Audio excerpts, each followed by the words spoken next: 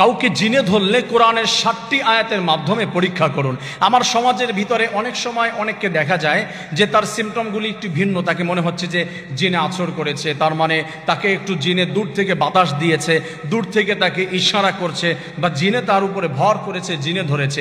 এই ধরনের অনেক সময় অনেক মানুষকে দেখে, সুন্দরী মেয়েদেরকে বা সুন্দর ছেলেদেরকে অথবা যে কোনো পরিবেশের মানুষকে জিনে ধরেছে আশঙ্কা আমরা করে থাকি। সেই ক্ষেত্রে আমাদের ছোট্ট একটি পরীক্ষা যা আমাদের ম্যাক্সিমাম মানুষের মুখস্থ রয়েছে, কোরআনুল কারীমের 7টি আয়াত। আপনারা জানেন এই জিন ভূত কিন্তু অনেকে আবার বিশ্বাস করে না।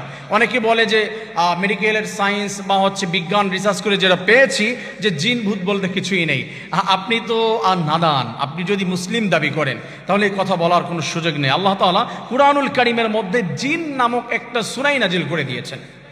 হ্যাঁ, হিফজুল কোরআন 29 নম্বর পারা 12 নম্বর পৃষ্ঠার একবারের শেষে এই সূরাটি স্থান পেয়েছে। ওইখানে জিন সূরা নামক একটা সূরা রয়েছে।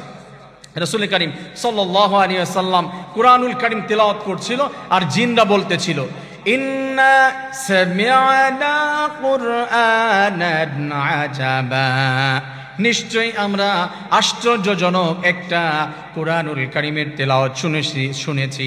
ইয়াহদি ইলার রুশদি ফাআমান্না বিহি ওয়ালান নুশরিকা বিরাব্বিনা আহাদা।